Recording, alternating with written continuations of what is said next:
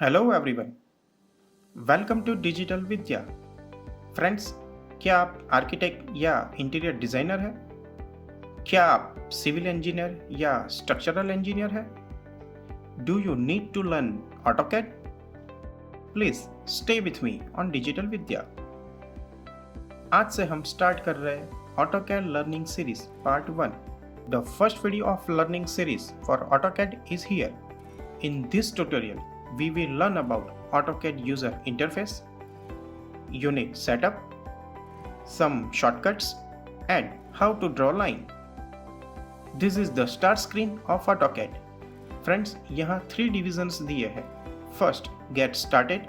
अगर कोई भी नई फाइल ओपन करनी हो तो यहाँ से कर सकते हैं, या कंप्यूटर में जो भी फाइल सेव की होगी उसे ओपन करना हो तो वो भी यहाँ से कर सकते हैं। Second, recent documents. यहाँ आपने रिसेंटली जिस फाइल में वर्क किया होगा उसकी लिस्ट आएगी। And third, notification. कोई भी ऑनलाइन या ऑफलाइन हेल्प अगर चाहिए तो वो आप यहाँ से ले सकते हैं। Now work in new file, so click on start drawing.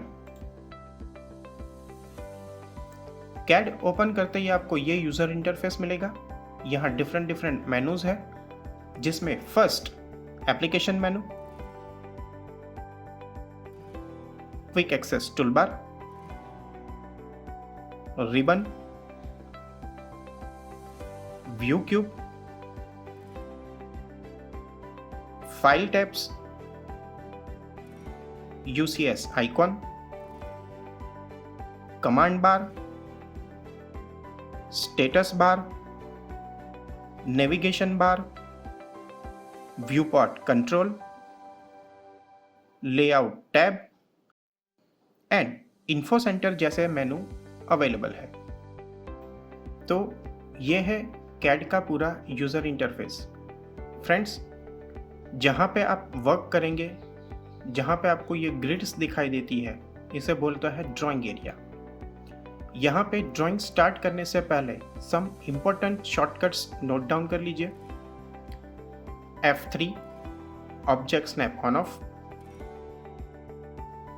F7 grid on off, F8 ortho mode on off, F12 dynamic input on off. ये शॉर्टकट्स की डिटेल हम जैसे जैसे वर्क करेंगे वैसे देखते जाएंगे। Okay, now next shortcuts. First, unit setup, U and space. अब फ्रेंड्स, यहाँ पे एक चीज़ नोट रखिएगा, जब भी यहाँ पे किसी भी शॉर्टकट के बाद मैं स्पेस बोलूँ तो आप स्पेस या एंटर दोनों यूज़ कर सकते हैं। यू एंड स्पेस और यू एंड एंटर दोनों यूज़ होगी, पर यह चीज़ फंक्शन की में यूज़ नहीं होगी। मीन्स इससे पहले जो हमने देखा F3 to F12, उसमें स्पेस या एंटर यूज़ नहीं होगा क्योंकि वो फंक्शन कीज़ है। फंक्शन की यूज़ करने से कोई ना कोई फंक्शन ऑन या ऑफ होगा, कोई ड्राइंग नहीं होगा। ओके, तो you and space means you and space और यू एंड एंटर, जिसे आपको यूज़ करना हो आप यूज़ कर सकते हैं। You and space, unit setup. OP space option. यहाँ व्यू पॉट में आपको जो भी चीज़ दिखाई देती है, इसके कलर चेंज करने हो, सिंबल चेंज करने हो, क्रॉसहेयर चेंज करना हो, तो ये सारी चीज़ें मॉडिफाई करनी हो तो OP स्पेस ऑप्शन से होगी। Next, L space line. तो आज हम इतनी शॉर्टकट्स का यूज़ कैसे होगा वो देखेंगे। अब यहाँ पे मुझे एक 10 फीट की लाइन ड्रॉ करनी है, तो 10 फीट की लाइन ड्रॉ कीजिए या 10 मीटर की कीजिए या 10 सेंटीमीटर और मिलीमीटर, जो भी लाइन ड्रॉ करनी हो, फर्स्ट यूनिट सेटअप ज़रूरी है। सो यूनिट सेटअप के लिए मैंने शॉर्टकट पहले ही बोली आपको, you and space unit setup. मुझे अभी यहाँ पे फिट इंच में ड्राइंग करना है, so length type architecture, precision 0, unit scale inch,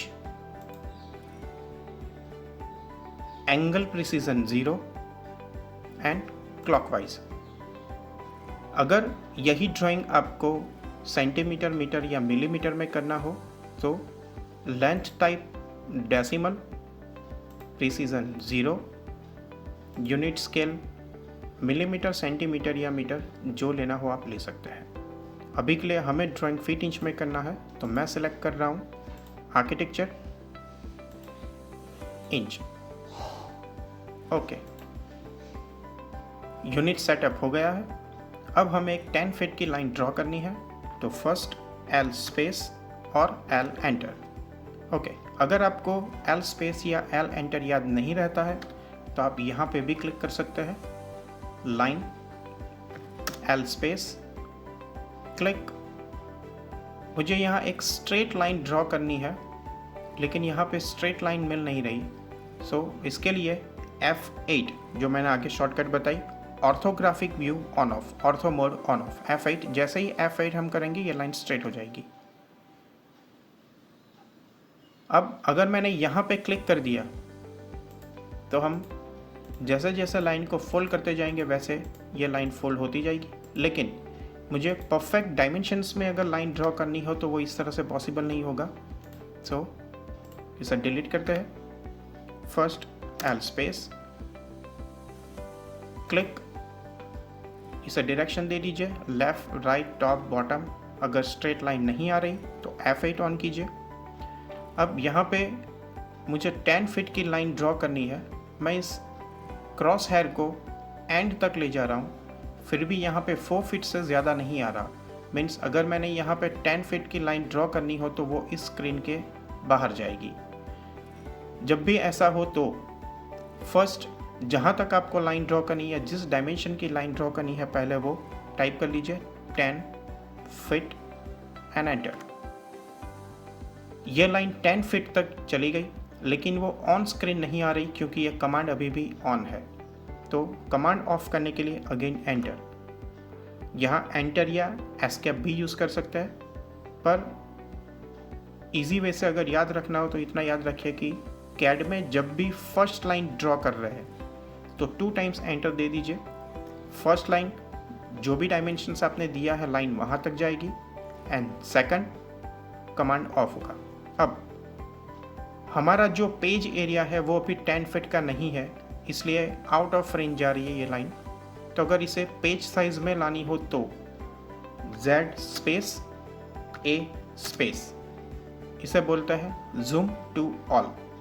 ये एक साथ प्रेस करना है, Z space A space and scroll rotate कीजिए।